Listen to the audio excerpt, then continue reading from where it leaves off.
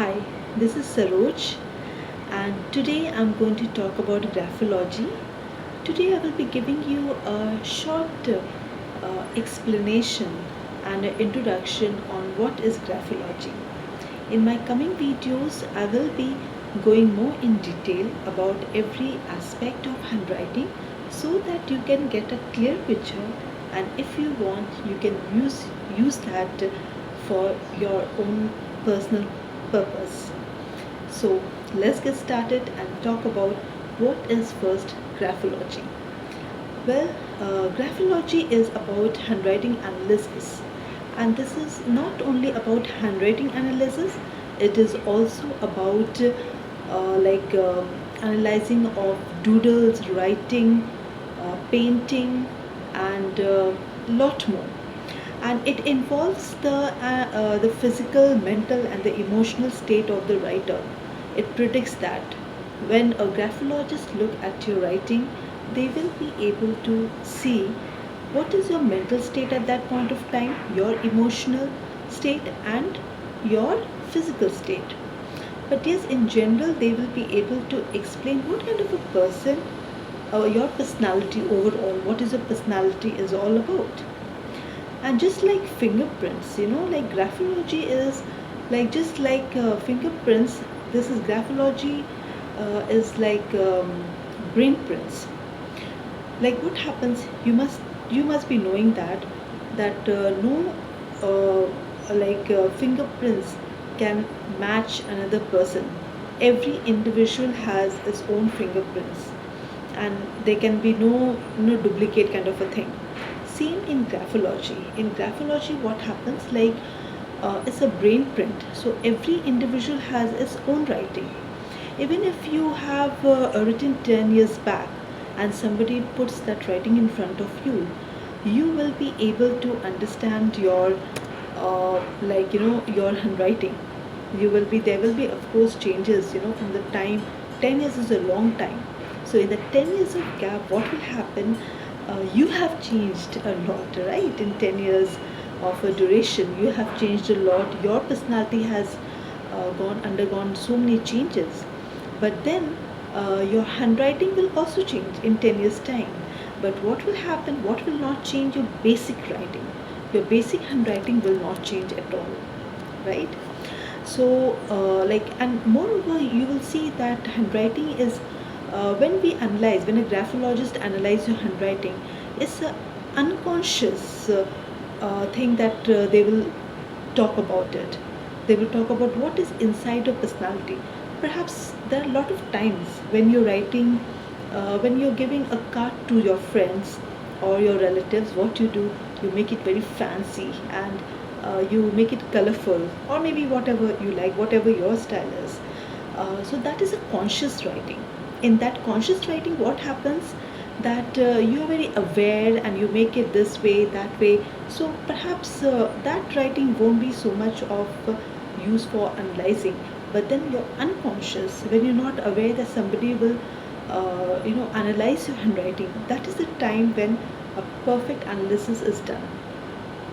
Now you will ask me, like, how a graphology is of use to us in our daily life. Well, you won't be analyzing every person who comes into your life, but yes, somebody special, like say to be your life partner. So what you will do, like if you have already chosen the person, but you still have doubt about that person, like what kind of a person he is. You know him from outside, but internally what he's all about, you might not know everything about that person. So that is the time you can take help of a graphologist, and they will tell you a lot of things which you are not aware of, you have not seen in that person, and the person has also not spoken about it. Perhaps he also doesn't know a lot of things about his own self. So you can, if you want to take help, you can take help, and you can be little alert about your life partner, or you can be little careful about what is negative and what is positive, right?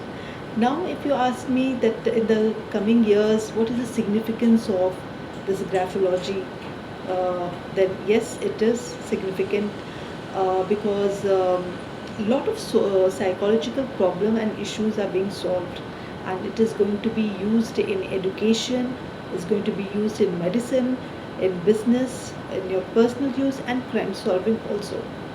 Many factors are taken into consideration, when we are analyzing the writing. What are they? They are the, like for example, the slant of the writing, which way your writing is moving towards, left, right, vertical. So, I'll just give you some small example. For example, if your writing is moving towards right, that means uh, you're a positive person. But if your writing is moving towards left, that means you are keeping something, you're holding something, you're not coming up with something which is in your mind, you don't want to reveal yourself.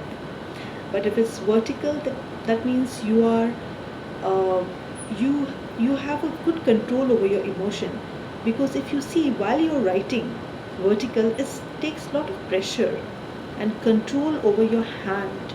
So that is how we analyze. But that I will tell you, I'm reminding you once again, guys, that this is just an introduction.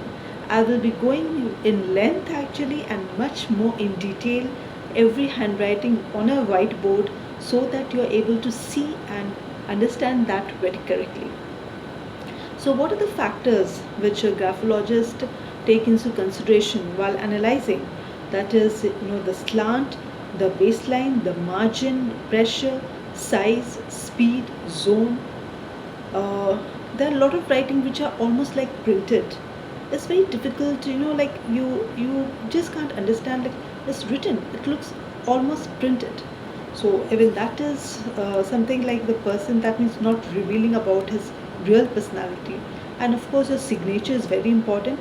For the signature part, I will be giving a very maybe in one go I won't be able to finish in one video the entire analysis of the signature. It can take 2 to 3 videos, but then I will explain all in detail. This is just, as I told you, an introduction. So the rest of the part I will explain. And with the, and what are the personality traits, I'll tell you, in graphology, which you come up with, like a person, whether the person is introvert, extrovert, impulsive, uptight, unstable, suicidal, then whether the person who has written is old, young, and like what kind of, like whether he is boisterous, or whether he is very communicative, very lively, extrovert, moody, everything. There are a lot of, whether the person is relaxed, narrow minded, broad minded, economic, adventurous, organized, active. Is a huge, and the study is, it's unlimited. There is no end to the analyzing part. But then I will try to make it as easy and interesting as possible for you, so that you keep watching my video, keep liking it, sharing it to your friends, and have great time. Have a good day, and I'll see you in the next video. I'll explain everything in detail. So this was, as I'm reminding you once again, this is just an introduction, guys. Have a great day. Bye.